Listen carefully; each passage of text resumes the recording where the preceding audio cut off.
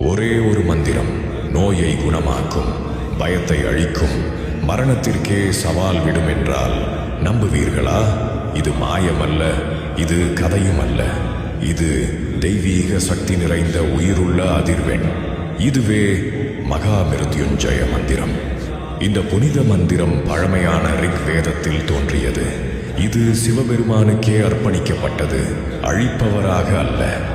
உலகின் மகா வைத்தியராக, உயிர்களை காக்கும் பரமகருணையாக. இந்த மந்திரம் மரணத்திற்கான பிரார்த்தனை அல்ல, துன்பத்திலிருந்து விடுதலையிற்கான பிரார்த்தனை. இப்போது முழு மகா மிருத்யுஞ்சய மந்திரத்தை கவனமாக கேளுங்கள். ஓம் திரியம்பகம் யஜாமஹே சுகந்திம் புஷ்டி வர்தனம் உர்வாருகமிவ பந்தனான் மிருத்யோர் முக்ஷிய மாம் அம்ருதாத். அதன் அர்த்தம் இதுவாகும். 3 கண்களையுடைய சிவபெருமானை நாம் தியானிக்கிறோம். உயிர்களை வளர்த்து பாதுகாக்கும் தலைவனை வேண்டுகிறோம். பக்குவமான பழம்வல்லி கொடியிலிருந்து வலி இன்றி பிரிவது போல் எங்களை மரண பந்தத்தில் இருந்து விடுவித்து அமரத்துவ நிலைக்கு கொண்டு செல்லட்டும். இந்த மந்திரம் ஒரே நேரத்தில் 3 நிலைகளில் செயல்படுகிறது. உடல், மனம், ஆன்மா.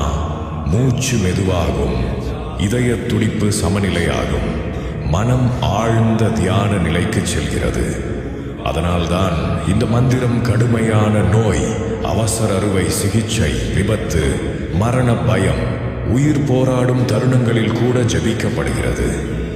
இந்த மந்திரத்தின் உண்மையான சக்தி உங்களுக்கு வெளியே இல்லை, அது உங்களுக்குள் இருக்கிறது. உங்கள் உள்ளத்தில் உறங்கிக் கொண்டிருக்கும் சிவசித்த சக்தியை இந்த மந்திரம் மெதுவாக எழுப்புகிறது.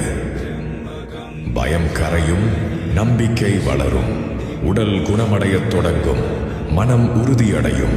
நீங்கள் மகா மிருத்யுஞ்சய மந்திரத்தை ஜபிக்கும் போது மரணத்தோடு போராடவில்லை, அதை தாண்டி உயர்கிறீர்கள். வலிமையால் அல்ல, சிவனிடம் முழு சரணாகதியால். ஏனென்றால் உண்மையான குணமடைதல் என்பது உடலை மட்டும் காப்பது அல்ல, நீங்கள் அமர ஆன்மா என்பதை நினைவூட்டுவதே.